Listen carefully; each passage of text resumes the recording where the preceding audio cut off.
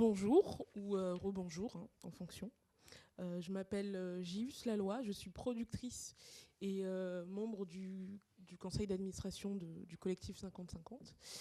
Merci d'être là, merci d'être là cet après-midi donc pour cette table ronde qui s'intitule Se raconter sans se trahir, la responsabilité des réalisatrices racisés. Alors, avant de rentrer dans le vif de notre sujet, j'aimerais qu'on revienne sur les chiffres, en gros, et qu'on pose un petit peu les bases. Si vous êtes là aujourd'hui, et surtout si vous êtes resté là jusqu'à cette fin de journée, c'est qu'on a un peu les mêmes obsessions, finalement, sur la diversité dans le cinéma et dans l'audiovisuel. Moi, ce qui m'obsède particulièrement dans ma vie de productrice en ce moment, c'est de savoir au fait qui a le droit d'exister à l'écran et surtout comment. Et ça tombe bien parce que du coup le collectif 50-50 a publié une étude majeure qui s'appelle Ciné-Égalité qui tente de mettre un peu en lumière ces questions. Et déjà ces études montrent dans un premier lieu que le cinéma et l'audiovisuel ne se contentent pas simplement de raconter des histoires. Le cinéma et l'audiovisuel fabriquent des imaginaires, elles distribuent les places et elles dessinent qui compte et qui reste à la marge. Et du coup, ça me semblait hyper important de repartir sur des chiffres que je pense beaucoup de gens dans cette salle connaissent, mais qu'il faut quand même rappeler. C'est que dans nos écrans, 22% des personnages sont perçus comme non blancs, alors que 49% des personnages principaux sont des hommes perçus comme blancs. Et on tombe à 6% de femmes perçues comme non blanches à l'écran. Et les personnages perçus comme non blancs sont presque 3 fois plus susceptibles d'être associés à des activités criminelles, avec des trajectoires de vie bien ardos. Donc, au fait, c'est pas seulement qu'on manque de diversité, c'est qu'en plus, ce qui est raconté de la diversité pose problème. Et donc, on pourrait se demander, qu'en est-il du documentaire ? Parce que si la fiction construit des récits, le documentaire s'inscrit dans un espace qui semble raconter ce réel, justement. Mais ce que nous montre précisément le baromètre de la diversité du CSA, c'est que ce réel est aussi parfois profondément structuré. Dans des programmes télévisés, y compris donc les documentaires, les magazines, les personnes perçues comme non blanches restent minoritaires, 17%, mais surtout, elles aussi apparaissent davantage dans des contextes spécifiques de précarité, de marginalité. Et comme, je ne sais pas si vous me connaissez, mais j'aime toujours finir avec une petite note d'espoir. L'espoir, au fait, elle est là. Pour revenir un petit peu à Ciné-Égalité, l'étude montre que la présence, au fait, de profils de diversité, de parité dans les équipes, donc de création, réalisation, production, en fait, un levier pour transformer les représentations.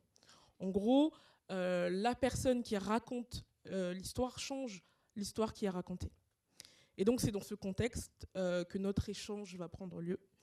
En gros, lorsque on est un cinéaste racisé, on n'arrive jamais devant une page blanche. Mais on a un bagage, un imaginaire précieux qu'on a envie de mettre en lumière. Et du coup, comment est-ce qu'on fait ? Comment on s'empare de la caméra quand on a longtemps été dépossédé du regard ? Comment on crée son devenir malgré soi le relais de représentation qui nous ont pendant longtemps exclus ? Comment on se raconte sans céder aux attentes d'un marché qui finance encore majoritairement des récits bien stéréotypés ? Comment on redonne de la complexité, de la nuance, mais aussi parfois juste de la banalité à nos personnages, trop souvent caricaturés ? Et comment, au fait, quelle responsabilité plutôt on porte face à une société, un cinéma qui aspire à de nouveaux imaginaires, mais qui peine encore à se défaire des anciens. Donc, pour débattre sur ces questions-là, je vais donner la parole donc à Mayram Guissé, Aïssa Diaby et Wael Zguer, que je laisse se présenter après ce long laïus.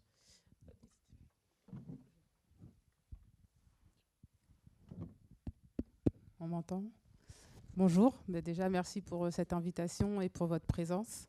Donc, je m'appelle Mayram Guissé, je suis journaliste indépendante, réalisatrice de documentaires et autrice de livres. Voilà, je ne sais pas si je dois en dire plus ou pas. Je peux faire ta pub, hein, vas-y, n'hésite pas. J'ai commencé le documentaire. À la base, je suis journaliste donc en presse écrite. Ça fait une vingtaine d'années. J'ai fait pas mal de grosses rédactions et j'ai arrêté il y a 2 ans pour me consacrer sur des projets d'écriture, de livres notamment. Et j'ai réalisé plusieurs documentaires, dont un qui parlait d'amour, qui s'appelle L'amour en cité, il y a un peu plus de 10 ans. Quartier d'été, qui raconte la vie d'une adolescente qui vit en cité et part en vacances dans une autre cité. Et la vie de ma mère, qui raconte la vie de ma mère, plutôt de femme d'ailleurs, de ma mère arrivée au Sénégal, du Sénégal en France, dans les années 80. Voilà, et je suis aussi autrice de livres. Donc, le premier qui s'appelle Le Retour du roi Jibril, qui est un roman collectif paru aux Iconoclastes l'année dernière, en avril dernier. Et le dernier livre, là, un autre livre qui s'appelle Sous nos peaux, paru aux éditions Grasset en octobre dernier. Et voilà. Puis il y a d'autres projets en cours, mais ça va arriver.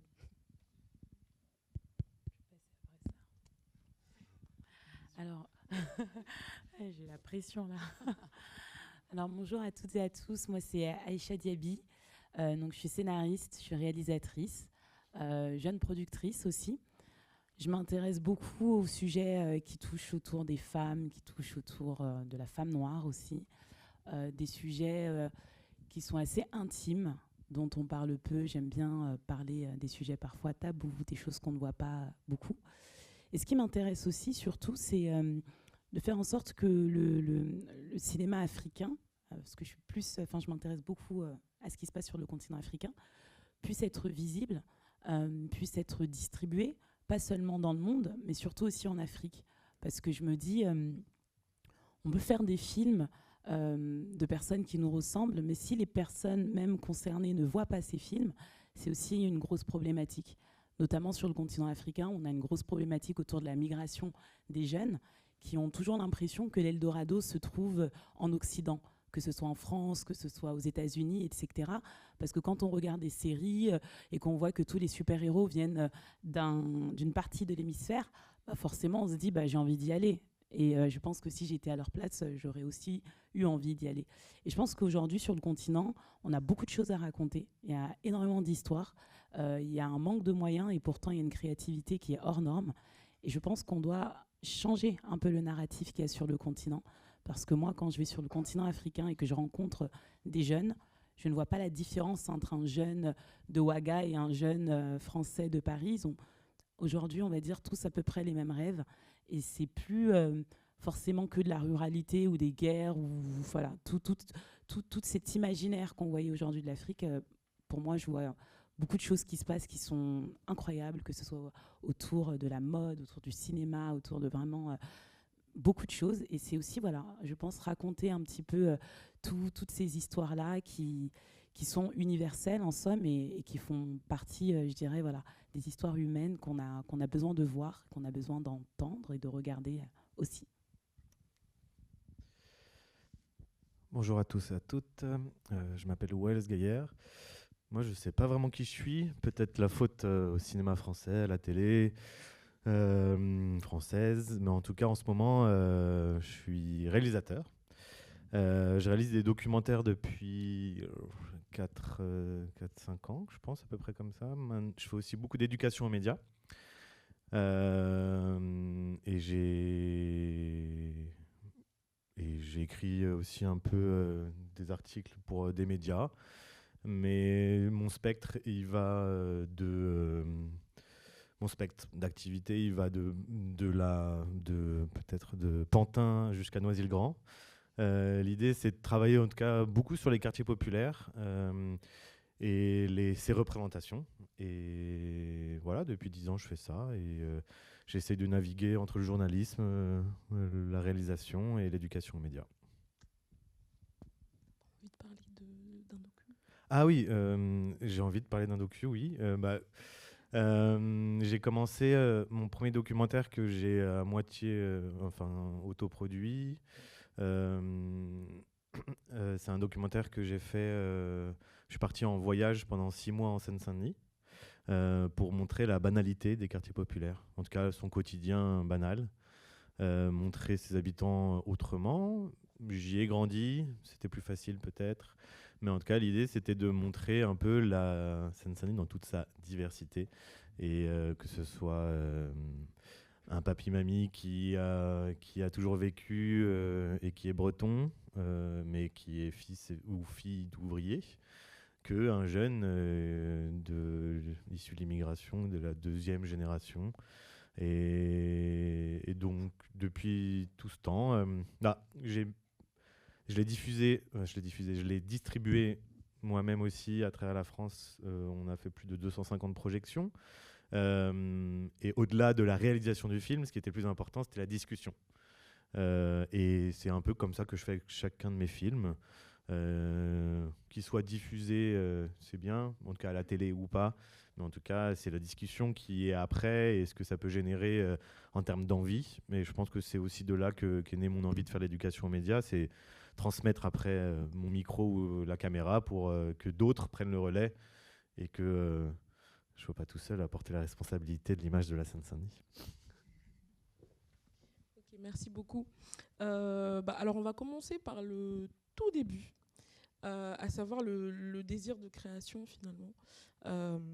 Est-ce que vous avez pris votre caméra parce que au fait vous étiez inspiré par des réalisatrices avant vous, ou est-ce que justement c'est parce que vous ne trouviez pas assez de diversité à l'écran que vous vous êtes dit allons-y?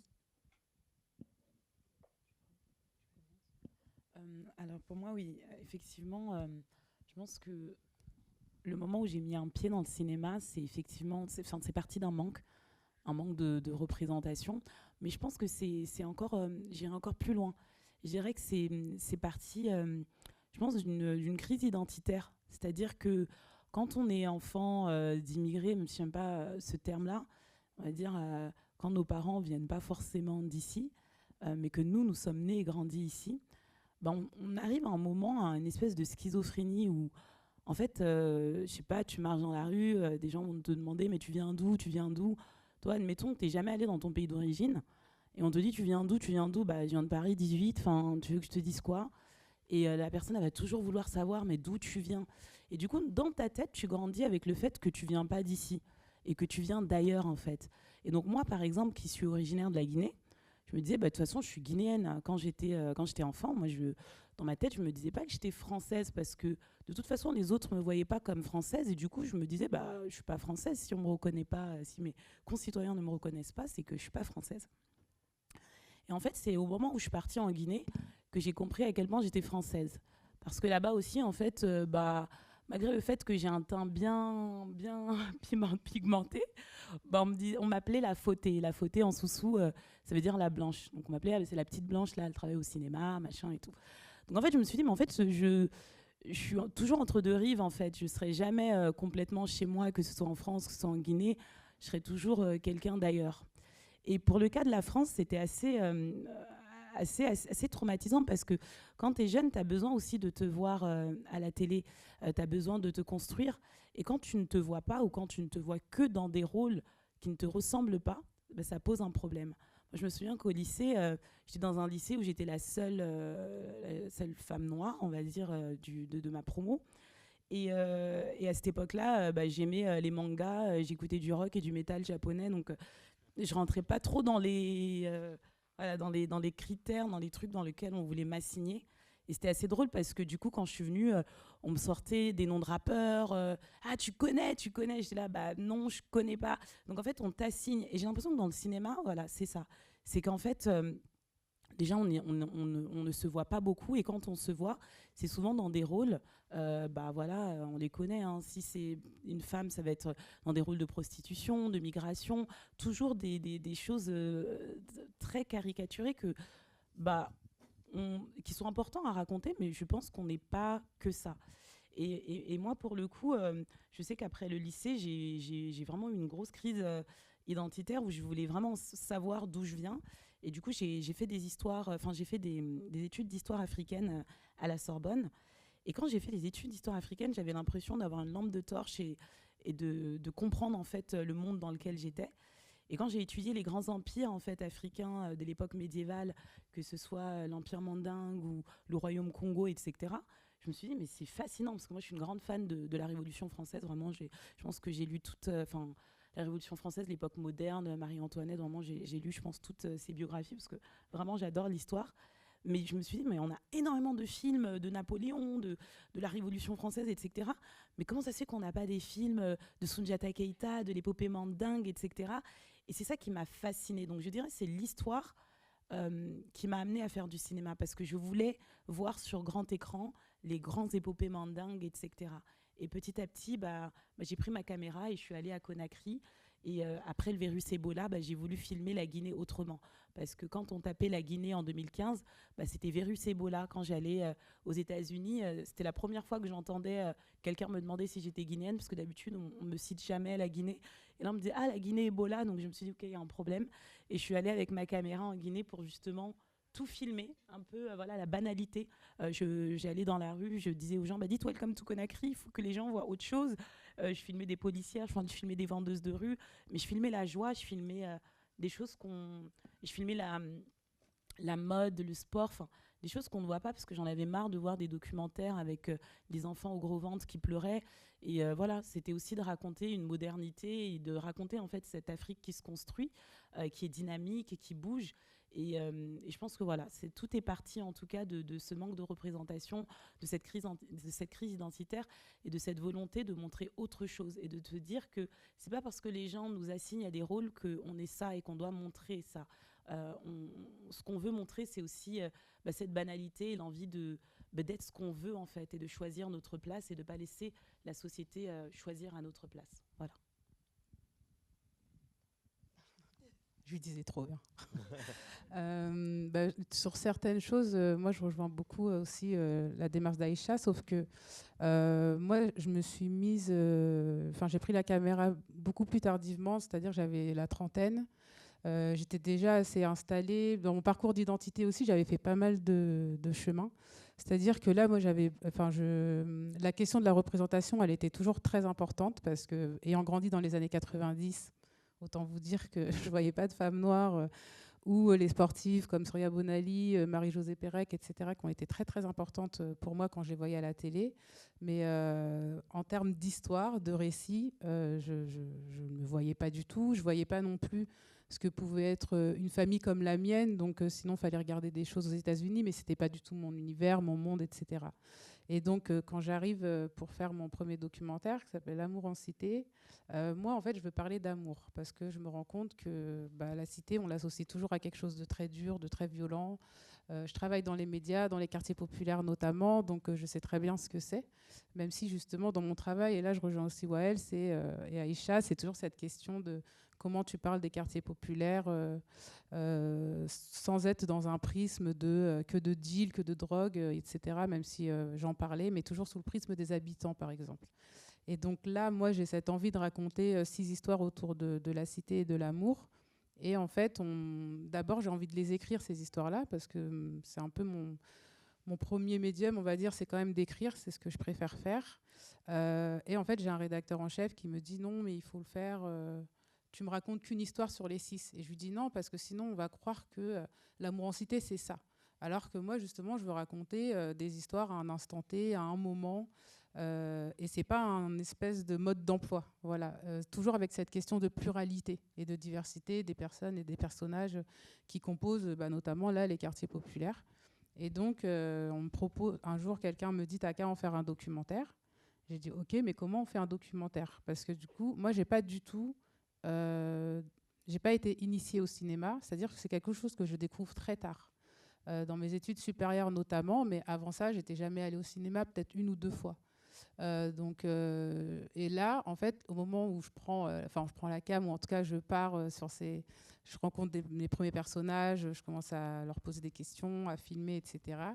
Il se passe quelque chose, et en fait, j'ai un coup de cœur j'ai vraiment un coup de cœur pour cette façon de raconter des histoires, qui est à l'inverse aussi du journalisme et du quotidien hard news, où je devais toujours courir à droite, à gauche pour faire des reportages, etc.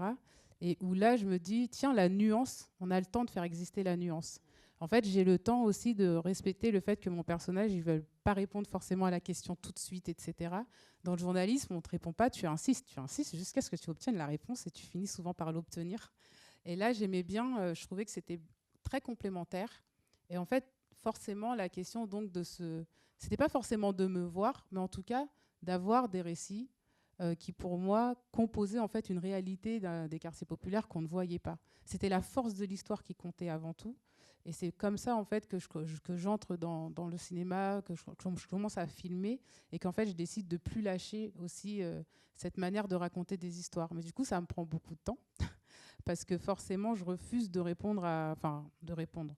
En tout cas, je fais très très attention à ce que ma vision et ce que j'ai envie de raconter et ce que les personnages surtout ont envie de dire d'eux-mêmes existent, soient réels et soient respectés. Ne jamais les trahir. Ça, c'est ma priorité. Et donc, je ne vais jamais, je ne vais pas céder, je ne vais pas les trahir en gros.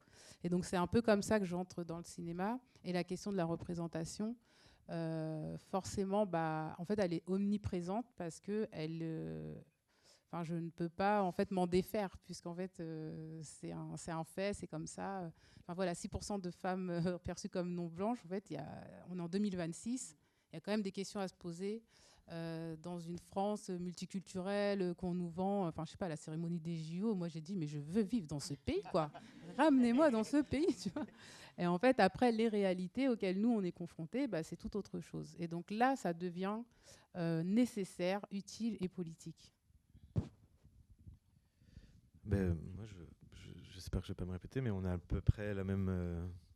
moi, je suis venu au documentaire sur le tard il y a 10 ans. J'ai essayé de me souvenir quand est-ce que... Parce que la première fois que j'ai tenu une caméra dans les mains, c'était en 2016, donc ça fait pile poil 10 ans. J'ai essayé de voir si c'était pas aux alentours du 17 mars aussi, mais... mais ce serait un peu bizarre. Mais en tout cas, voilà, c'était il y a 10 ans. Et moi, j'ai grandi en Seine-Saint-Denis. Je connaissais pas du tout le cinéma français, ni le documentaire français. Mes parents m'ont toujours interdit de regarder la télé. Donc, pendant de nombreuses années, mes représentations des quartiers populaires, c'était mes voisins. Ma famille, la Tunisie, voilà, c'était les représentations que j'avais. Et au fur et à mesure, mon père, c'est lui qui m'a amené au cinéma. Moi, j'ai eu de la chance, j'ai un capital culturel assez élevé dans le sens où mon père était prof.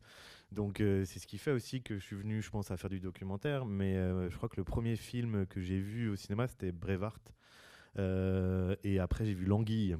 Je ne sais pas si ça vous dit quelque chose, c'est une palme d'or, je sais plus quand, c'est un japonais qui se lie d'amitié avec une anguille et qui raconte tout le film autour de ça. Et moi, c'est ce qui m'a marqué. Et je regardais jamais de films français, en fait, ou des westerns américains, vraiment, ou parfois chez mes grands-parents.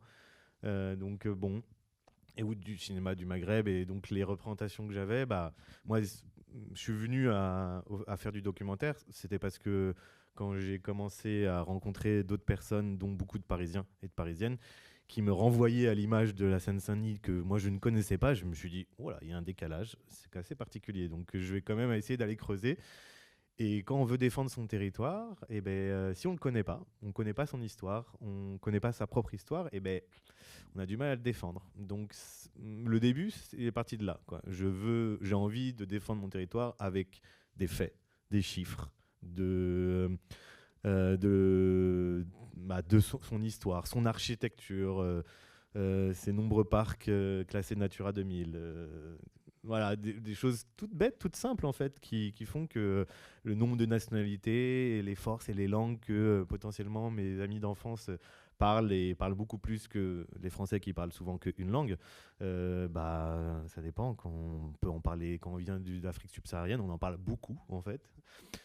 Ou quand on est sud-africain par exemple, et que le nombre de langues nationales qu'il y a dans ce pays-là, voilà, c'est aussi une force. C'était ça aussi pour ça que je suis venu au documentaire, c'était que pour montrer la banalité, je l'ai déjà dit, mais aussi d'y aller et de propager la bonne parole avec mon bâton de pèlerin, enfin qui était une caméra. Et ouais, j'ai commencé comme ça et je continue et ouais, voilà. Alors, j'ai envie de rebondir par rapport à ce que tu as dit, Aïssa. À un moment, tu as dit on n'est pas que ça. Et ça me fait penser au fait que normalement, on aurait dû être 5 autour de la table avec Maxime Jean-Baptiste, qui est donc le réalisateur d'un super film qui s'appelle Kutewa, que je vous invite à aller voir. Il m'expliquait que quand il a commencé à écrire son film en résidence, on lui disait toujours la même chose, rajoute un peu de violence au fait. Et voilà, pour vous resituer, le film se passe en Guyane. Et donc lui, il s'est dit, bon, bah voilà, quoi. C'est-à-dire que si moi j'ai envie de raconter d'où je viens, d'où mes parents viennent, il faut que je rentre dans ce stéréotype de la Guyane et la violence, quoi. Et puis pourquoi pas la drogue et puis tout ce qui va avec. Mais donc on se demande parfois, est-ce que quand on porte un cinéma qui veut montrer différemment, est-ce qu'on a le droit finalement à la banalité ? À savoir, est-ce qu'on a le droit de filmer des personnages racisés qui sont dans des situations ordinaires, qui s'aiment, qui s'ennuient, qui juste vivent ?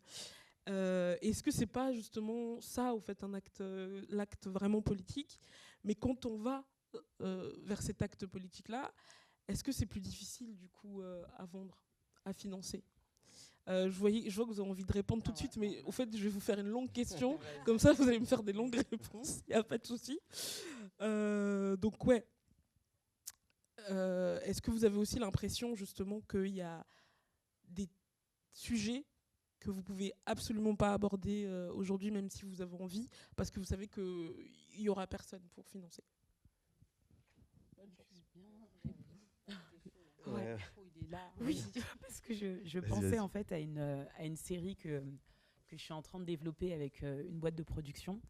Et le personnage principal de ma série, c'est une jeune femme voilée, mais le voile, c'est pas du tout le sujet de ma série. Pour pitcher rapidement, mais cette jeune fille, c'est juste une grande fashionista qui adore créer des vêtements, et en fait elle vit à Londres de parents ultra riches et qui sont on va dire dans leur petit monde de personnes ultra riches, sénégalaises, etc., avec leurs injonctions de réussite. Et du coup pour eux, leur fille elle va pas faire styliste, quoi. C'est limite être ouvrière, donc pas question. Et donc en fait elle vient à Paris et elle se retrouve dans une émission de télé-réalité. Elle essaye de pas montrer à ses parents qu'elle est dans cette émission de télé-réalité, donc elle ment un peu sur tous les côtés, etc. Le gros problème qui s'est posé avec ma production, déjà, c'est oui, mais ça se passe en France, une femme voilée. Bon, ils ont pris le risque parce qu'ils ont aimé le côté un peu Lolita.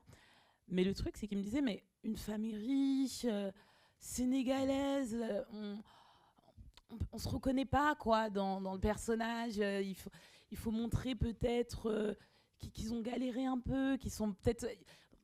En fait, on a un problème d'identification au personnage. J'ai dit, pourquoi ? Parce qu'en fait, j'ai l'impression que dans l'imaginaire français, être noir, être riche, être non blanche, et être aisée, c'est peut-être pas possible. Il faut montrer que vraiment... t'as seul, tu viens d'en bas, t'as galéré. Et c'est ça qu'il voulait que je raconte. Et en fait, on est dans ce bras de fer-là avec ma co-autrice, où justement, c'est pas ce qu'on veut raconter. Et en plus, ce qu'on raconte, c'est juste une jeune femme qui essaie de s'émanciper, qui vit ses galères, en espèce d'Emily in Paris avec une femme voilée. C'est vraiment ça, si je devais faire le pitch, et qui galère avec ses histoires d'amour, qui va peut-être aimer un gars qui est pas musulman. Donc... des histoires, en fait, pour moi, c'est la France d'aujourd'hui, quoi. C'est-à-dire qu'aujourd'hui, tu peux être une femme voilée et puis t'es amie avec je sais pas, avec un pote. C'est le monde d'aujourd'hui aussi. Oui, voilà, c'est le monde d'aujourd'hui, en fait, avec un pote qui est qui fait... comment on appelle ça ? J'ai oublié le nom. Bref. Mais qui est totalement à l'opposé de toi. Et en fait, c'est ça, la France d'aujourd'hui. Et j'ai l'impression que chez les producteurs, et puis les diffuseurs, on n'en est pas encore à là. Il faut montrer, en fait... des images qui sont assignées dans leur tête, en fait. Et c'est très difficile de se battre pour dire que non, en fait, ça aussi, ça existe. Et on va y aller. Et nous, on force un peu à se dire, non, en fait, il faut qu'on montre d'autres types de personnages qui existent Et ça existe, des personnes riches qui sont, je sais pas, qui sont contraints. Moi, j'en connais plein, hein, des amis qui sont fils d'ambassadeurs, etc., et qui ont des contraintes énormes au sein de leur communauté, etc., parce qu'on attend d'eux qu'ils soient dignes de reprendre le flambeau de leur famille, etc., comme des grandes familles bourgeoises. Enfin, c'est exactement la même chose. Et j'ai pas la réponse aujourd'hui, moi, de savoir comment justement on peut aller pas aller à l'encontre de ces producteurs, de ces diffuseurs, parce que de toute façon c'est eux qui donnent l'argent et qui vont suivre tes projets, et c'est déjà difficile d'aller jusque là, donc T'inquiète, ouais, elle est là. Voilà. Je t'écoute alors. C'est dans les points d'après, vous inquiétez pas, on y arrive. C'était quoi la question? Elle Elle est longue, mais parce que c'est ce que je pensais raconter. Alors, le droit à la banalité, raconter d'autres histoires. Et est-ce que tu penses que si tu décides du coup de raconter ces histoires, est-ce que c'est finançable facilement? Moi, il y a la moitié de mes films qui sont jamais financés et que je finance moi-même par d'autres petites. Voilà, Ouais, on trouve des moyens de. Je vends pas de drogue, hein, je le dis, au cas où ça vous venait. Non, mais c'est pas ça. C'est que c'est aussi une manière. C'est comme dans tout projet de production. En production, on prend un endroit pour mettre un autre, et c'est aussi ça. Mais c'est vrai que j'ai eu plus de liberté. Le droit à la banalité, c'était une revendication de mon premier film. On me disait que j'étais trop utopiste. Mais j'ai beaucoup tourné avec, en faisant beaucoup de sujets journalistiques en même temps, pour essayer de compléter un peu tout ce film et toute cette longue traversée. Et après, le second film que j'ai fait, qui était plutôt où je suis sorti un peu de la Seine-Saint-Denis et je suis allé dans les quartiers populaires européens. Pour France Télévisions. Pour France Télévisions. Là, on m'a dit que c'était trop dur. Parce que j'effleurais parfois certaines réalités, tout en toujours aller à la rencontre de ceux qui trouvent des solutions pour ces réalités-là. Donc, je montrais... mon premier film était, selon moi, un peu moins politique dans le sens frontal. Il racontait autre chose, mais voilà, même si c'était deux banalités différentes, mais on me reprochait une fois d'être trop utopiste et la seconde fois trop dur. Je me souviens d'un journaliste de France Inter qui avait chroniqué mon deuxième film, qui m'avait dit mais nous, on veut voir un journaliste de France Inter qui venait des quartiers populaires et qui travaille chez Radio France depuis 10 ans. Nous, on veut voir des entrepreneurs et des footballeurs qui réussissent, pas la dure réalité et tout. Alors moi, ce que je comprenais pas, c'est que dans mon premier film, c'est à peu près ce que j'avais montré, un peu une Seine-Saint-Denis joyeuse. Mais on m'avait dit oui, mais quand même, tu es trop utopiste. Ouais, donc voilà, schizophrénie à se positionner, c'est dur de se positionner et de ne pas devenir schizophrène et de se dire qu'est-ce que je dois montrer, quelle réalité je dois montrer et où est-ce que je suis juste. Mais en fait, moi, comme je n'ai pas été formé au cinéma et que j'ai été formé plutôt à la rencontre, en fait, c'est ça qui fait que quand il y a une rencontre qui marche, je le mets dans mon film et c'est ça qui fait que le film il fonctionne. Parce que c'est la rencontre pour moi que j'ai créée avec la personne et qui va, après elle porte aussi sa propre histoire à travers le film, quoi. C'est un début de réponse, hein, mais... Ouais, moi, j'ai pas non plus une réponse, en tout cas une recette miracle. Après, dans ma façon de travailler, je vais toujours, avant d'aller contacter un producteur, je commence toujours par filmer moi-même, par prendre, en fait, je mets beaucoup de temps à faire mes projets, mes films. Parce que je passe d'abord beaucoup de temps à y travailler en amont, c'est-à-dire tout le travail d'enquête, etc., de recherche, de rencontre, de coup de cœur de personnages, parce que souvent ça se passe aussi comme ça. Je vais travailler ça, je vais documenter ça avant même en fait d'aller démarcher des gens. Parce que ce qui va primer pour moi, en dehors du fait c'est pas d'être forcément diffusé absolument, etc., mais c'est que l'histoire que je veux raconter en fait respecte ma vision et le personnage. Du coup, je vais jamais me placer, enfin en tout cas rarement, dans l'attente de ce qu'on attend de moi. Ça, je refuse, quitte à ce que ça me prenne. Du coup, je mets du temps à faire mes films. Et c'est un vrai parti pris, c'est-à-dire que quand j'arrive avec déjà quelques images, avec un dossier assez écrit, Je dis, en fait, la vision pour ce documentaire-là, ça va être plutôt ça. Et là, je travaille sur une fiction long métrage. Pareil, en fait, j'ai mis d'abord beaucoup de temps à travailler de mon côté, toute seule. Donc, c'est vrai que c'est du temps. Donc, c'est du manque d'argent aussi. Parce que c'est pas quelque chose qui est rémunéré, en tout cas tout de suite. Mais c'est un choix pour que, une fois qu'en fait, je signe avec le producteur, on puisse vraiment avancer ensemble. Et quand il va voir les diffuseurs, on est sur la même longueur d'onde.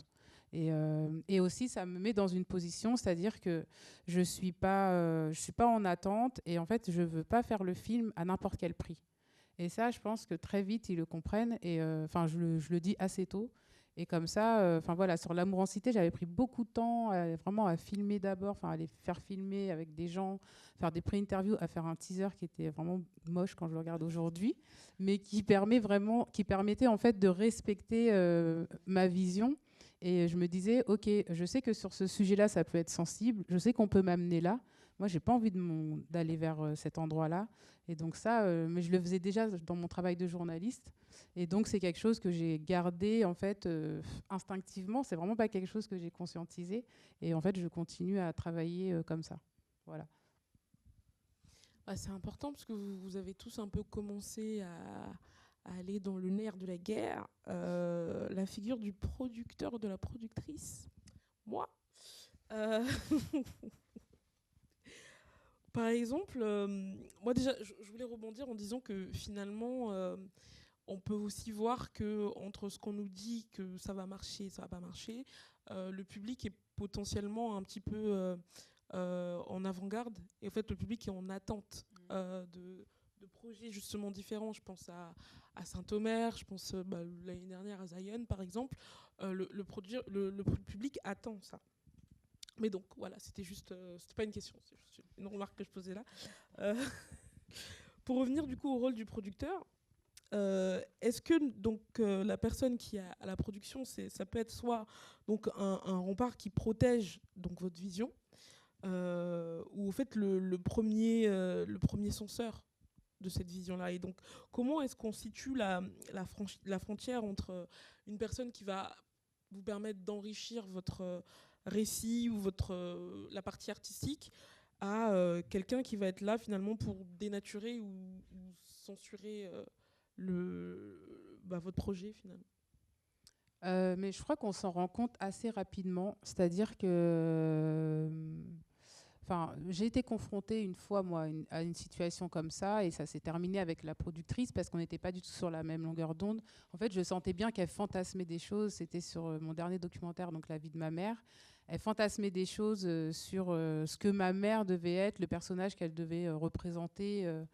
J'ai arrêté. J'ai décidé d'arrêter. Ça m'a pris du temps, ça m'a coûté beaucoup d'argent. Donc ça veut dire que j'ai dû aussi renoncer à certaines choses. Mais en fait, moi, ces histoires-là, je les raconte parce qu'il y a une nécessité, une utilité, et il y a un désir qui est trop profond, en fait. Et donc, je ne suis pas prête à m'allonger juste pour satisfaire, en fait, les désirs d'une productrice ou d'un producteur. Et donc après, et ça, c'était la première fois que j'ai été confrontée comme ça, en tout cas dans le documentaire. Ça m'était déjà arrivé dans le journalisme, mais pareil, si c'est ça, moi je travaille pas avec toi. Mais on le sent parce qu'en fait on n'est pas en phase alignée. Tu vois, là Aïcha, elle expliquait avec sa co-autrice, elles font bloc, elles refusent, et donc parce que tu sais qu'il y a un problème, et à un moment là, c'est vrai qu'il y a une nécessité de s'écouter. C'est pas la même. Je pense qu'on sent quand quelqu'un ou un producteur qui est là d'ailleurs pour nous accompagner, pour nous aider à développer, qui pose des questions qui ne sont pas toujours agréables, parce que des fois, tu n'as pas les réponses, il faut aller plus loin par rapport au projet que tu poses et à la finalité de ce que ça devient. Et le film que tu vois, il y a eu forcément un travail de réflexion, et le producteur t'accompagne dans ça. Et si tu sens que tu progresses, que tu évolues, que c'est des bonnes questions qui te font réfléchir, je pense que là, il n'y a pas de problème. Tu sens que ton propos et la nature du film n'est pas dénaturée. Mais il faut savoir s'arrêter, en fait. C'est pas toujours évident parce qu'on met beaucoup de temps. Il y a aussi des fois des engagements, il y a de l'engagement émotionnel aussi parce que c'est des projets que tu portes depuis plusieurs années. Mais je pense que finalement, on le sait. Je sais pas ce que vous en pensez. Il y a aussi des engagements juridiques. Je suis totalement d'accord avec toi. Moi, ce qui me frappe aussi, c'est parce que là, on est aussi dans une période, bon, je pense peut-être un peu moins en 2026, mais j'avais l'impression, en tout cas, entre 2023 et 2025, un peu d'ouverture, de hype, en disant il faut s'ouvrir, il faut plus de femmes noires qui racontent leurs histoires. Et on avait des producteurs, en tout cas, qui étaient vachement, on dirait, à l'écoute d'avoir d'autres récits. De s'ouvrir à d'autres types de scénaristes, de réalisateurs, etc., inclusifs, etc. Voilà, on avait tous ces mots-là qui étaient hyper à la mode. Et puis, quand tu as tes producteurs qui sont là, qui regardent ton projet, ils sont là, mais c'est génial, ça change, Et après, en fait, tu commences, donc voilà, tu signes avec eux, etc., l'option, etc., tu développes ton projet. Et puis, ils sont là à maintenant douter du projet ou à essayer de te mettre dans des cases, des diffuseurs, parce que après, c'est le job, hein, mais les producteurs, c'est vachement, j'ai l'impression, juste tu me diras, hein, mais c'est à la recherche de ce que veut le diff. Et non, ça passera pas, ça peut pas passer sur France Télévisions, ça peut pas passer, enfin Netflix, qu'est-ce qu'ils recherchent? Enfin, on rentre dans ce truc-là de qu'est-ce que veut le diffuseur et on oublie ce que l'auteur en fait voulait raconter. Et en fait, on se retrouve après face à des producteurs qui nous ont déjà fait signer avec notre projet que nous, on défend, et eux qui sont plus dans le délire de quel diff voudrait... Enfin, ça rentre dans quel cadre. Et je pense que c'est assez difficile et que de se dire non, je reste sur ma ligne. Moi, par exemple, pour ma série, ça dure, mais en fait... J'ai envie de raconter ça et j'ai pas envie de dénaturer le projet. Après, les producteurs que j'ai, ils sont quand même vachement à l'écoute. On a fait bloc, etc. On essaie de leur faire comprendre. Il y a une pédagogie aussi à faire en fait avec ces producteurs qui sont en mode oui, on veut une ouverture, on voulait une ouverture, mais est-ce que vous êtes prêts à nous écouter? Est-ce que vous êtes prêts à vouloir de nos histoires? Parce que je connais aussi beaucoup d'auteurs maintenant qui disent bah, en fait, ce qu'il faut, c'est créer nos propres boîtes de production. C'est le nerf de la guerre. Il faut créer nos propres boîtes de production pour qu'on raconte nos histoires avec nos regards. Parce que quand on a des producteurs qui ont des gros sous, qui ont des grosses sociétés, etc., qui veulent nous soutenir, miser sur nous, parce que oui, il faut miser sur elles, un bon profil, etc., oui, mais est-ce que vous êtes prêts à écouter ce qu'on veut dire? Est-ce que vous êtes prêts à avoir notre regard, sincèrement, qui est peut-être décalé de ce que vous avez en tête? Est-ce que vous êtes prêt à le recevoir, ça? Et moi, j'ai l'impression que le cinéma français n'est pas encore prêt. N'est pas encore prêt à écouter nos histoires qui pourtant méritent d'être vues et d'être écoutées.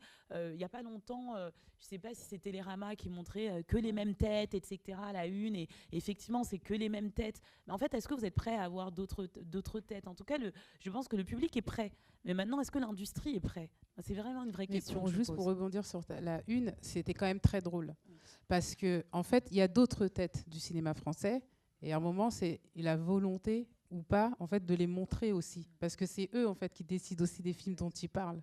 Donc c'était ironique quand même. C'est-à-dire qu'en fait, il y a d'autres actrices et acteurs qui existent, notamment racisés. Voilà, on ne les voyait pas du tout aussi. Le plus drôle, c'est les réactions de Jean Dujardin, je crois. C'est à vous qui dit, ou Jean Dujardin, ou je sais plus. Gilles Lelouch, je crois. Gilles Lelouch qui disait non, moi j'ai fait qu'un film l'année dernière. Un film par an. Arriver à se faire financer un film par an. Je crois que c'était le... j'ai encore envie de rebondir parce que c'est super intéressant les questions que tu as posées, Aïssa. En plus, en tant que productrice racisée, je suis dans une sorte de schizophrénie parce que généralement les projets qu'on porte avec mes réalisatrices, parce que la plupart du temps c'est des nanas, c'est des projets aussi qui sont très engagés. Et au fait, je me retrouve souvent dans une schizophrénie où je sais ce qu'on a envie de raconter et je me prends le mur, la réalité et des diffuseurs, mais aussi des institutions qu'on ne va pas citer mais que vous connaissez tous. Je me prends ce mur dans la gueule. Et l'idée, c'est de trouver des solutions. Et il y a plusieurs solutions, dont une dont on parle souvent avec Wael, parce qu'on parle souvent de ça avec Wael. Et tu m'as fait part d'une technique que j'aimerais bien qu'on se donne dans cette safe place, qui s'appelle donc la technique très connue du cheval de Troie. Je te laisse. Ouais, explique-nous. Non, en préparant cette petite conférence, j'ai compté le nombre de contrats d'option que j'avais signés en 10 ans, 18. Pour 5 projets à peu près, 5 projets qui ont abouti. Et c'est sûr qu'au bout d'un moment, les producteurs, productrices, j'ai vu un panel très très large de producteurs, productrices. Et donc aussi de diffuseurs. Et aussi, on ne citera pas l'institution qui nous finance tous et toutes, mais différentes commissions, quoi. Et donc c'est vrai que je sais comment l'expliquer précisément la technique cheval de Troie, c'est plutôt un truc d'essayer de rentrer par la petite fenêtre en usant des techniques. Moi je sais que par exemple le producteur, la productrice, quand je le rencontre la première fois, je lui dis: qu'est-ce que tu connais à mon sujet? Voilà. Si tu veux parler, renseigne-toi. À partir de là, il y a plus ou moins des producteurs, productrices qui disent: voilà, j'aime bien ou j'aime pas. Mais en fait, après, à partir de là, il dit: voilà, moi j'ai écrit ça. Voilà ce que c'est. Mais moi, si tu veux tout changer et l'envoyer au diffuseur autrement, vas-y, ça me dérange pas. Mais sache que le film que je vais faire, c'est pas du tout celui-ci. Je suis honnête au moins. Et quand le producteur, la productrice me dit: oui, il faut que tu écrives les intentions au maximum, avec les dialogues parfois, je lui dis: si tu veux que j'invente et que j'écrive de la fiction dans le documentaire, il n'y a pas de souci, j'adore ça. Donc c'est aussi des moyens de se plier parfois, de se dire: en fait, je sais que je vais perdre du temps, c'est frustrant, j'exprime ma frustration, mais en fait, quand on signe avec le diffuseur ou l'institution pour laquelle on fait ces films-là, souvent après, moi je ramène les images et c'est pas du tout ce que... Enfin, pas du tout. Si, bien sûr, le fond il est là, mais c'est pas du tout ce que je vais faire. Et en fait, le diffuseur, et je lui dis: en fait, tu ne connais pas le sujet, qu'est-ce que t'étais pas sur le terrain avec moi, voilà ce que j'ai rendu. Et en fait, le film il est bien, donc le diffuseur finalement il va se dire: ah oui, bon, c'est pas mal aussi, quoi. Ça fait partie des 10% de cheval de Troie, de la technique du cheval de Troie que je pourrais exprimer, mais c'est déjà très bien. En gros, c'est faire des concessions sur la forme, on va dire, un peu maquiller la forme pour que ça soit joli comme les gens veulent, mais garder le fond que tu as envie de raconter, quoi. Oui, après, ça marche pas à tous les coups, vu les 17 ou 18 contrats d'option que j'ai signés, mais c'est aussi même les diffuseurs parfois. C'est que la dernière fois, je discutais, on signe un contrat de développement avec une chaîne franco-allemande qui me dit ouais, fallait pas m'inviter, hein. Et qui me dit: oui, alors d'accord, les quartiers populaires, oui, c'est vrai, on en parle beaucoup, hein. Alors moi je dis: bon, ouais, d'accord, je savais pas, on regarde pas la même chaîne, donc et après je dis: moi je vais vous expliquer ce que c'est les quartiers populaires, parce que j'y vis, j'y travaille, j'y ai grandi, et voilà. Et en fait ils me disent: ok, d'accord, alors qu'est-ce que est le sujet, on l'écrit, on écrit un truc, une première version, une deuxième version, on l'envoie et tout, ça passe en commission, et en fait ils me disent: on n'a pas tout compris. Juste à dire, vous n'avez pas tout compris, en fait, c'est assez clair, sachant que j'ai eu la même réponse. Et j'ai regardé les mails à 5 ou 6 années différentes, chaque année et demie. C'est: on ne comprend pas tes intentions profondes et on ne comprend pas vraiment où tu veux aller. La même réponse avec différentes commissions à différents endroits et différentes, soit le web ou soit la télé. Donc au bout d'un moment, je leur ai dit, je suis allé leur parler, et la productrice voulait pas que je rentre frontalement en discussion avec eux et avec elle. Et en fait, je leur ai dit: en fait, moi j'ai besoin, parce que je ne comprends pas, et j'ai obtenu un visio au forceps pour leur dire: qu'est-ce que vous ne comprenez pas. Et en fait, elle-même, elle m'a dit: en fait, moi je trouve que c'était pas assez bien écrit et tout. Alors je creuse, et elle me dit: ouais, mais je lui dis: mais qu'est-ce que vous connaissez des quartiers populaires, parce que tu dis que c'est mal écrit, qu'on comprend pas, que tu as du mal à comprendre un peu où je veux en venir. Et en fait, elle-même, elle admet à la fin qu'elle dit: en fait, c'est vrai, en fait, je comprends pas parce que je connais pas le sujet. Et c'est pas mon sujet. Et en fait, cheval de Troie, je lui dis: mais vous aimez bien la fête? Elle me dit: ah ouais, ça c'est un bon sujet. Voilà. Donc maintenant, je suis en train d'écrire un truc sur la fête et on verra si ça passe. Et ça, c'est le cheval de Troie pour revenir à mon sujet après, quoi. Mais c'est... Pour revenir vers le fond de ce que tu as envie de... C'est, voilà, pour venir vers le fond. Et c'est un truc d'équilibriste, mais c'est un peu fatigant, mais on le fait. Malheureusement, il n'en reste pas beaucoup de questions, mais j'ai quand même envie de rester là pendant des heures, malheureusement. Juste pour rebondir sur le cheval de Troie, ça passe par ce que tu dis, ouais, tes techniques d'écriture, mais c'est aussi investir certains endroits. Tu parlais des commissions tout à l'heure. C'est qu'au fait, s'il y a plus de gens qui nous ressemblent dans les commissions, peut-être qu'il n'y aura pas ce truc de j'ai pas compris parce que c'est pas mes réalités. Je me tourne vers toi, Bayram. Oui, parce que je fais partie de plusieurs commissions de lecture au CNC.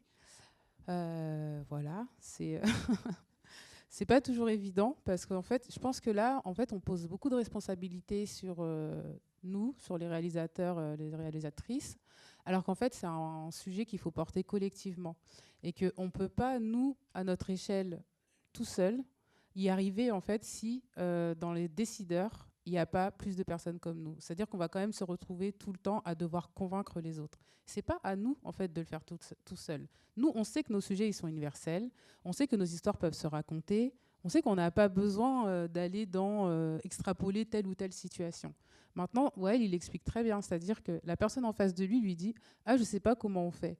Mais dans tous nos sujets, il y a quelque chose d'universel. Là, il parlait de la fête, Aïcha parle de s'émanciper. Enfin, je sais pas, moi, mes films, ils parlent souvent d'amour aussi, de joie, de tristesse, de racisme, etc. Mais c'est-à-dire que si on ne décide pas ensemble de regarder ces histoires-là comme des vraies histoires et non de qui les porte, de la couleur, etc., on ne va pas y arriver. Moi, je crois profondément qu'on va y arriver parce qu'on ne va jamais lâcher l'affaire. Si on m'entend, on va rester là. On va aller raconter ces histoires-là. Et c'est vrai que ce que tu disais sur créer ces boîtes de prod, enfin, moi, j'ai créé ma boîte de prod. Je suis coproductrice de mon précédent film. Je le serai de tous mes prochains. Et en fait, mais parce qu'il le fallait pour justement pouvoir arriver à certains niveaux de décision. Et dans les commissions, si on est seul face à 10 personnes qui ne pensent pas comme toi, le dossier ne va pas passer. Donc tu vas lutter, tu peux essayer de faire changer des avis, etc. Heureusement, ce n'est pas que ça. Il y a quand même des personnes qui sont sensibilisées à ces sujets et surtout qui voient des histoires, parce que je trouve qu'on nous enlève ça aussi. On nous enlève le fait qu'on raconte d'abord des histoires. En fait, le cinéma, c'est ça. Et par les histoires qu'on raconte, bien sûr qu'il y a toute la dimension politique, etc., et qui est très, très importante. Mais on ne peut pas nous retirer ça. Sinon, on est juste là pour militer. C'est nous enlever, en fait, aussi c'est nous réduire quelque part à... ils sont là juste pour se battre sur tel sujet. Et c'est nous enlever aussi une dimension créative, etc. Donc c'est très, très important, je pense, de se dire que nous trois, tout seuls, on ne peut pas y arriver. On va le faire à notre échelle, on va vraiment essayer, mais en fait, il faut que tout le monde se saisisse de ce problème. On ne peut pas se dire qu'il y a 6% de films où il y a des femmes perçues comme non blanches et s'en satisfaire en se disant que c'est à nous de convaincre que telle histoire se vaut. En fait, il faut changer le prisme, le regard. En fait, nous, on n'est pas à la marge, on fait partie du centre.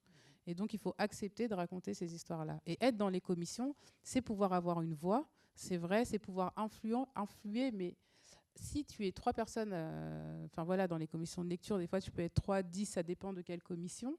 Tu peux te retrouver parfois en minorité. Donc, tu vas te battre, et des fois, ça va passer, et des fois, ça passe pas. Et comment tu fais ? Tu peux pas être seul. Donc, c'est vraiment important d'avoir conscience de ça. Donc du coup, on en revient à ce que je disais en introduction de cette journée, la force du collectif. Oui. Et j'ai envie qu'on finisse avec une dernière question que je vous posais à tous les trois. C'est qu'on parle, si on finissait sur aussi quelque chose d'un petit peu porteur d'espoir, on parle de l'évolution en fait. Est-ce que vous percevez qu'il y a peut-être une mutation dans le secteur ? Est-ce qu'il y a peut-être d'autres... ce que tu disais tout à l'heure, peut-être d'autres réalisatrices qui investissent certains espaces, qui s'emparent de certaines histoires. Et donc je pense que c'est le moment de faire du name dropping et de citer le travail des potes. Il y a du travail qui est fait. En fait, l'évolution, je trouve, elle se place davantage par par des particuliers qui décident en fait de s'emparer de ces sujets-là. Enfin, il y a les créations d'écoles qu'on connaît, il y a le ciné-cubateur à Sarcelles maintenant, il y a Courtrage-Mé, et il y a plein d'initiatives aussi locales qui sont mises en place, mais c'est pas porté par le cinéma ou l'industrie, en tout cas pas assez par l'industrie cinématographique.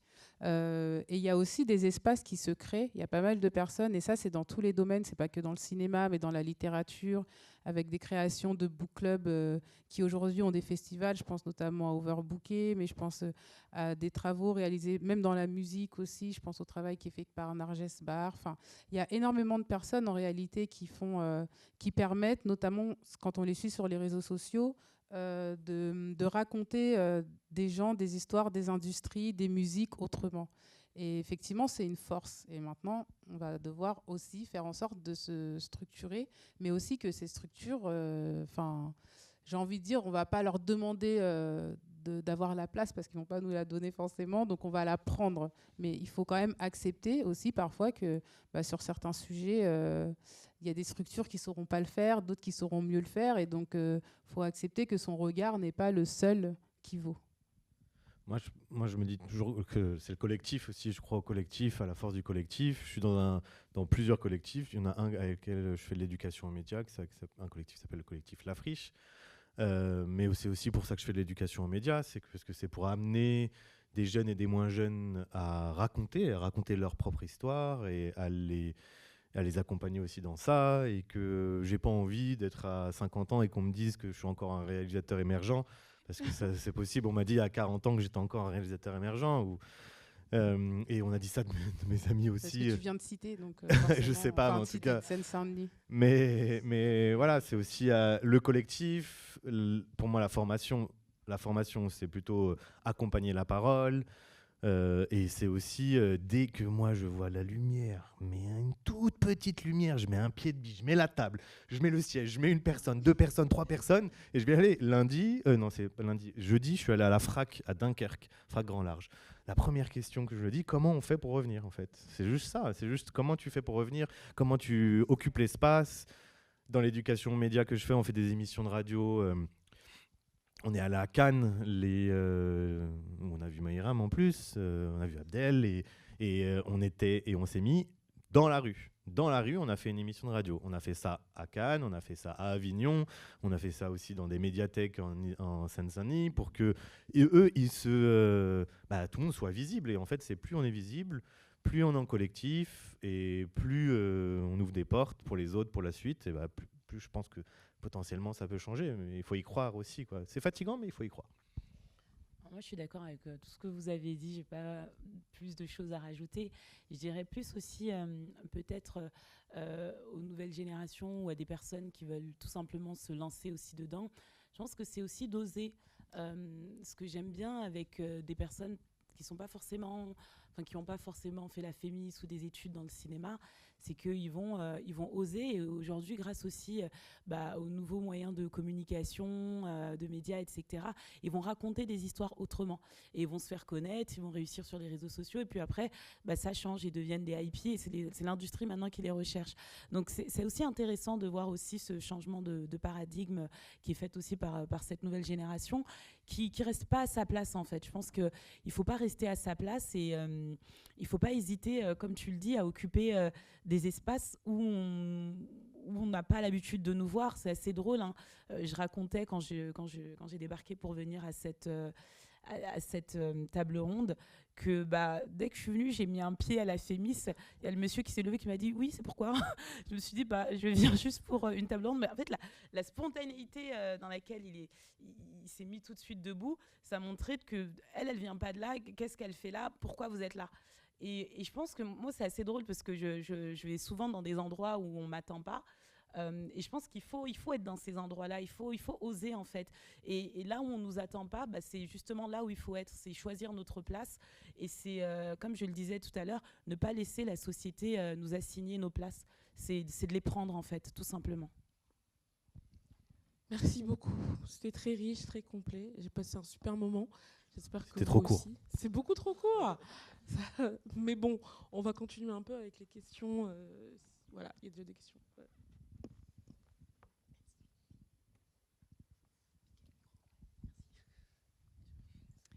Bonjour. Bonjour, merci beaucoup. C'était effectivement extrêmement intéressant et très riche, et de vous voir circuler, c'était super. Merci.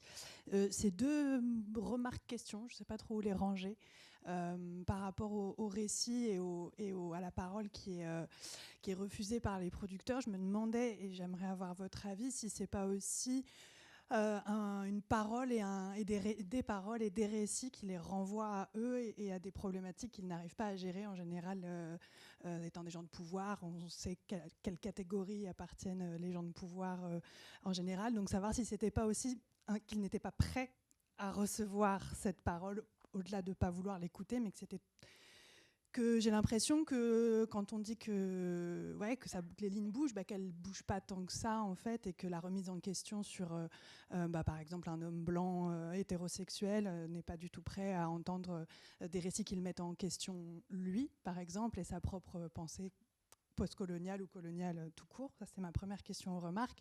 Et ensuite, je voulais vous remercier parce que j'ai l'impression, je ne sais pas si ça a été fait exprès, mais qu'il y a vraiment un lien entre la première et la deuxième table ronde sur la boloréisation du cinéma français et sur le Cheval de Troie.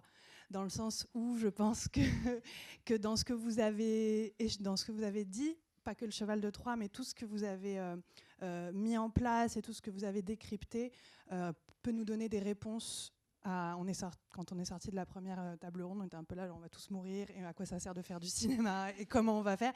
Et en fait, j'ai l'impression que ce que vous avez amené là comme réponse, moi en tout cas, j'ai fait un lien entre les deux, et je voulais vous remercier de ça parce que on va pas tous mourir, et que c'est chouette de se dire qu'il y a des pistes. Voilà, merci beaucoup.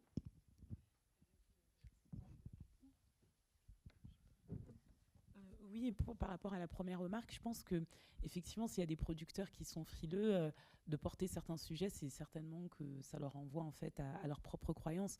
Moi, je sais que j'ai changé. Entre-temps, par exemple, ma série dont je vous parlais tout à l'heure, j'ai changé de productrice après. J'ai pris une productrice qui est beaucoup plus ouverte et qui a accepté mon sujet comme il est, même si elle dit qu'il y a des problèmes d'identification par rapport au fait qu'elle s'est aisée.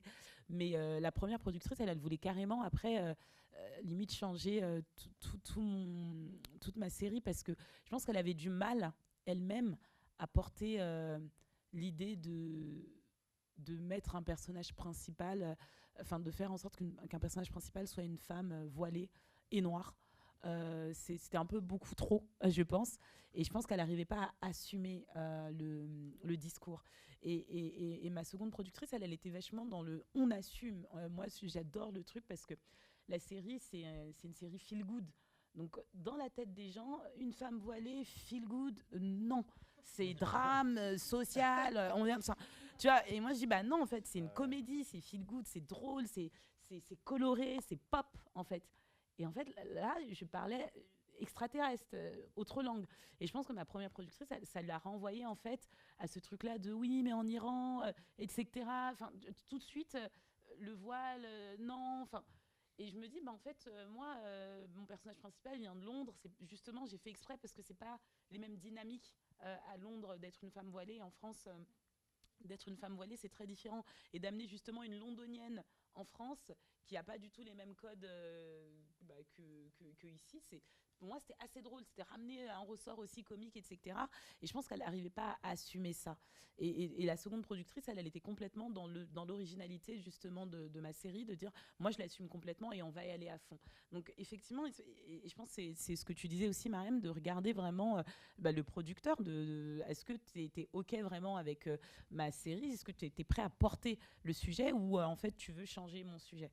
Et ça, c'est aussi à nous, en tant qu'auteurs, je pense, de bien faire un casting aussi de nos producteurs, parce que c'est aussi à nous de dire, non, j'ai pas envie de travailler avec toi, tout simplement, et de chercher, en fait, aussi, nous, de faire nos entretiens et de dire, est-ce que tu mérites d'être mon producteur ou ma productrice? Voilà.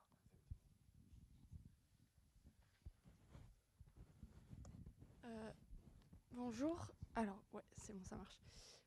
C'est peut-être un peu brouillon, mais c'est pas vraiment une question. C'est plutôt... je porte ça plutôt pour des amis qui sont des actrices racisées, handicapées.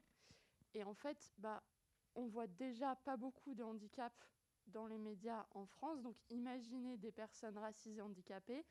Déjà qu'on est sur les stats de l'ARCOM à moins de 1%, ça commence à faire vraiment pas beaucoup. Et du coup, c'est vrai que comme justement tout cet aspect handicap, ça reste très très blanc, en fait, est-ce qu'il n'y aurait pas des personnes racisées qui ont plus de possibilités ? Enfin, tout le monde ne peut pas, mais est-ce que des personnes racisées pourraient aussi peut-être intégrer dans leur récit le fait qu'en fait, les personnes racisées handicapées, ça existe aussi, et qu'elles peuvent aussi arriver à la rentation en fait, des deux côtés. Voilà. Et ce serait bien de pouvoir avoir un point d'entrée, parce qu'on ne sait pas forcément par où commencer, par qui aller voir, pour justement faire exister ces récits. Voilà, c'est tout ce que je voulais dire. Merci. Merci pour la question. En fait, c'est une grosse question, mais c'est-à-dire que déjà, nous, les histoires, on n'arrive pas à les faire exister tout court. Donc il y a déjà un chemin à faire là-dessus. En fait, je pense que si quelqu'un a envie à un moment de raconter cette histoire, la personne le fera parce qu'elle a envie, pas parce qu'elle doit répondre à une nécessité, c'est-à-dire à une espèce de commande de se dire déjà en tant que racisé tu n'es pas raconté, donc il faut aller raconter aussi une personne racisée en situation de handicap. Tout peut exister, c'est pas un problème. La question, c'est la personne qui est l'autrice, ou l'auteur, est-ce qu'elle a envie de raconter cette histoire-là ? Comment elle a envie de la raconter ? C'est aussi important, en fait, je trouve, et je disais tout à l'heure, on a beaucoup de responsabilités, on nous met beaucoup de responsabilités sur nous, on ne peut pas tout porter seul. Et donc, ces sujets-là, en fait, tout le monde doit s'en emparer. Pourquoi est-ce que c'est uniquement sur nous que repose la question de la représentativité et des racisés et de la situation de handicap ? Tu vois, c'est quand même très fort et je ne suis pas sûre qu'on pose la même chose à tout le monde. Ça, c'est important aussi parce que ça nous ajoute en fait ça nous ajoute quelque part aussi des barrières à là où il faudrait plutôt penser en... moi, mon personnage principal, il peut être en situation de handicap et je vais raconter ça. Mais c'est plutôt prendre dans ce sens-là plutôt que de se dire qu'on va répondre à une problématique et se retrouver, entre guillemets, à devoir être en position de défenseuse, en fait, ou défenseur d'une histoire. Mais d'abord d'une histoire plutôt que d'une situation. Et ça, c'est très important parce que c'est ce que je disais tout à l'heure sur le côté créatif aussi. Nous laisser, nous, on a le droit, en fait, d'être créatif, on a le droit de décider de quelle histoire on veut raconter.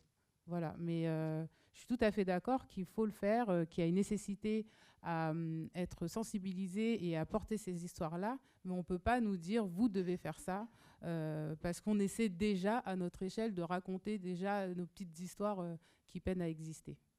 Si je peux ajouter quelque chose, Mariam, je suis totalement d'accord avec ce que tu as dit. Et en fait, ça me fait penser à quelque chose, parfois, quand on, juste par le fait qu'on est noir, on a l'impression qu'on doit porter on doit être le porte-parole de tout. Et moi, j'aime bien...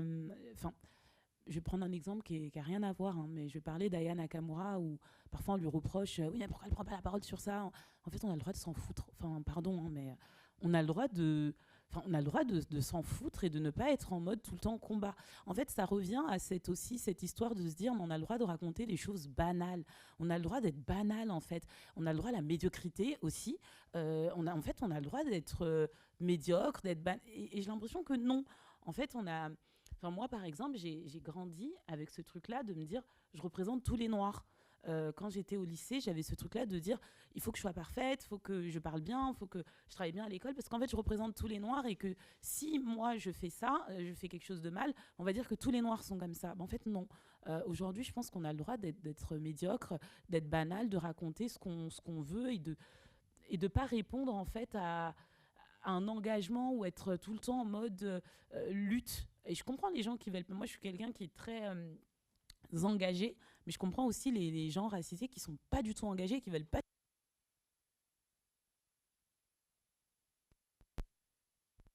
C'est aussi une forme de liberté, en fait, de liberté d'être ce qu'on veut. Voilà.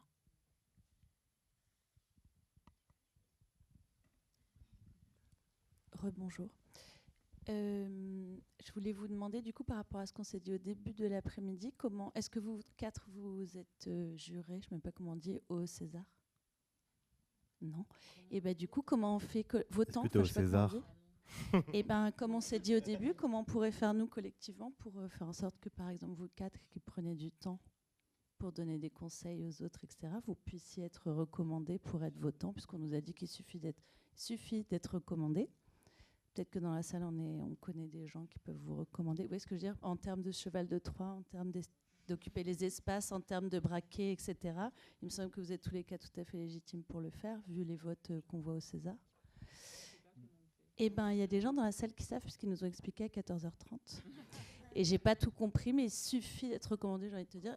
Coopté, pardon. Et du coup, on est peut-être assez nombreux pour faire ça pour vous quatre, j'en sais rien. Et moi, je proposerais cette première action collective. Du coup, au nom du collectif 50-50, je me permets, n'hésitez pas, si certains sont membres de l'académie et qu'ils ont cette capacité de cooptation, à faire une liste pour notamment parrainer des gens qui seraient mis en avant par le collectif et qui pourraient notamment répondre à ces questions à la fois de représentation et de diversité au sein des votants. Voilà, ça c'était pour répondre à cette question. Juste une dernière chose, concernant la remarque, notamment la nécessité et la responsabilité de faire porter par des personnes racisées des sujets tels que le handicap et d'avoir plus de représentation. Moi, j'ai eu la chance de bosser dans la société de production sur un film, vous allez voir, ça peut paraître hyper lunaire, mais c'est très qualitatif, d'un film d'une jeune femme qui a un petit frère handicapé, homosexuel, et elle est d'origine kabyle et gitane. Voilà, il y a pas mal de... Mais en fait, le problème, c'est que combien même ces sujets sont portés, ils sont portés non pas parce qu'elle a voulu les porter, mais parce qu'en fait, ils sont le reflet de la justesse de certains récits de vie de certaines personnes. Et dès lors qu'on porte ces sujets en commission et qu'on porte ces sujets en financement, en fait, on est coincé entre deux chaises. La première, c'est pousser les curseurs à fond, on adore, c'est génial, et du coup, la fétichisation et l'exotisme en fait, de ces récits-là. Et l'autre, c'est on n'y croit pas du tout. Alors que c'est nos vies, en fait. Et du coup, en fait, je veux dire, la représentation et l'enjeu principal, il est en fait dans le droit de nous accorder le droit à la justesse, le droit de nos récits et le droit à la médiocrité, encore une fois. On avait l'évocation, je crois, je ne sais pas si on a avec Mathie, on en parlait au Bondi Blog, et on disait que Ouda Benyamina, par exemple, elle a fait un film qui s'appelle Toute pour une, et en fait, elle revendiquait quelque chose, elle disait, moi j'ai fait Divine, ensuite j'ai fait Toute pour une, mais on m'a jamais accordé le droit à la médiocrité. On m'a reproché d'avoir fait un film avec des femmes qui étaient mousquetaires, racisées, etc. Mais j'ai le droit aussi de faire des choses qui sont un peu à côté. Et du coup, merci de dire qu'on a aussi le droit à la médiocrité, parce qu'il y a aussi la responsabilité. La responsabilité, c'est un mot qui est assez lourd, à la fois même sur les questions de production. Et là, du coup, je vais un peu faire l'avocat du diable sur la question de la production. Les productions, c'est indépendantes, sont aussi très pauvres, entre guillemets, en termes elles sont très précaires. Et du coup, en fait, on peut, nous, en tant que producteurs, par exemple, racisés, porter des projets, mais en fait, on ne peut pas porter que ces projets-là parce que ça met en péril la stabilité financière et la réputation de la boîte. Du coup, on peut, entre guillemets, accompagner un auteur, une histoire, mais une à la fois. Et c'est ça, en fait, qui fait qu'on est parfois contraint à refuser des projets qui peuvent être trop gros pour nous, en tant que producteurs indépendants. Et du coup, il faut repenser le système tous collectivement, ensemble, et un par un, et pas juste chacun se pointer du doigt. Voilà, désolé de... Merci beaucoup. Alors, du coup, je voulais dire deux choses avant de... La dernière question, on me fait signe qu'il faut que ce soit vraiment la dernière question. Premièrement, je voulais en profiter pour rappeler, parce qu'on parlait de commission, on parlait du CNC et tout ça, si il y a des gens, des cinéastes dans la salle, il ne faut pas hésiter au fait à écrire au CNC pour leur dire que vous avez envie de siéger. Voilà. Siéger dans une commission, comme Mayram, qui au fait lit pas mal de projets. Elle est dans la commission documentaire et d'autres. Documentaire et magazine et okay. Images de la diversité. Voilà, en fonction de ce que vous faites comme travail dans l'audiovisuel et dans le cinéma, vous pouvez siéger à des commissions et parfois, au fait, on va juste voir qui siège à la commission, on se dit « Ah, c'est super, c'est sympa, ça devrait être cool de siéger ». Mais en fait, vous pouvez aussi demander, parce que c'est ce que tu disais, Aïssa, tout à l'heure, c'est que parfois, il faut aller prendre... Vous l'avez tous dit d'ailleurs, faut prendre les places. Faut pas attendre que quelqu'un nous envoie un mail un jour en disant coucou, c'est super ce que vous faites, venez siéger. Non, faut aller demander. Au fait, pourquoi je siège pas ?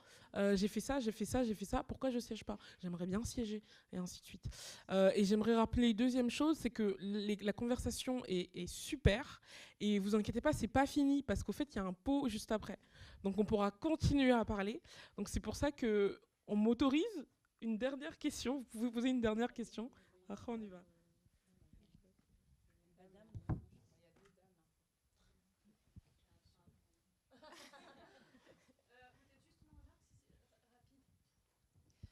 Merci beaucoup. Moi, je suis venue en tant qu'actrice, comédienne dans le spectacle vivant, quand je suis dans le spectacle vivant, actrice à l'image, quand je travaille à l'image, et militante syndicale. Et je viens aussi d'une classe sociale très basse, et j'ai aussi grandi avec une double culture, et avec de la famille dispersée un peu partout, au moins en Europe. Et c'est vrai que c'est épuisant de devoir militer et de prouver beaucoup de choses. Pas à la même échelle que vous probablement, mais il y a une espèce d'épuisement complet. Et je rejoins ce que vous disiez sur le fait que chacun doit pouvoir rentrer dans la militance, chacun à son échelle, chacun avec ses possibles. Et des fois, son possible, c'est juste, par exemple, d'aller toquer à la porte d'un syndicat et de dire, est-ce que vous traitez ces questions-là ? Par exemple, pour le handicap, justement, il y a des négociations qui sont en train de s'ouvrir entre syndicats de salariés et syndicats d'employeurs, donc les producteurs, pour notre part. Et on est en train de parler de tous les besoins qu'il y a, depuis les formations jusqu'au plateau de tournage. Et évidemment, on est confronté aux questions des financements. Et pareil, je pense pour les producteurs, pour ceux qui vont vers ça, pour ceux qui y arrivent aussi, avec toute la question de la précarité qui est posée derrière, ouais, il faut aussi aller enfoncer ces portes-là, quoi. Voilà, c'est tout ce que je voulais dire. Merci pour votre écoute. Désolée, je dois partir. Je suis désolée.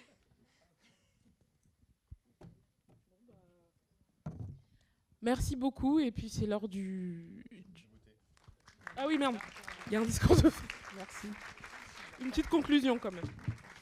Oui, on va faire une petite conclusion un peu formelle quand même. Merci beaucoup à toutes et tous d'être venus suivre cet événement. J'espère que ça vous a intéressé. Et pour nous, c'est vraiment hyper important de continuer des journées comme celle-ci. Donc, on espère bien sûr faire l'édition 3 en 2027. Et ce sera plus que jamais important en 2027. Bolloré n'est pas prêt à démissionner, donc nous non plus. Et ce que je voulais dire aussi, c'est un grand merci aux intervenantes, un grand merci au conseil d'administration du collectif qui bosse énormément pour rendre ce genre de journée possible. Merci à l'équipe aussi du collectif et un grand merci à la FEMIS, notamment à Marine Multier avec qui j'ai pas mal travaillé pour que cette journée ait lieu ici.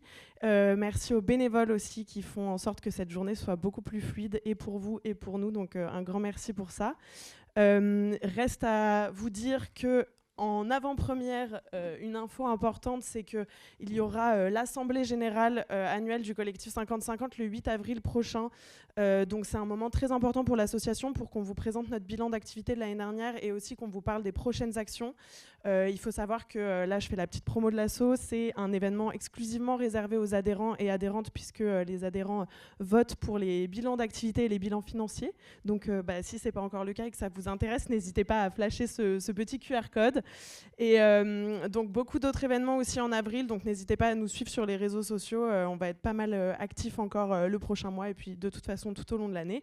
Et comme le disait Jus, on vous invite à se retrouver pour un petit pot informel juste devant la salle. Merci beaucoup.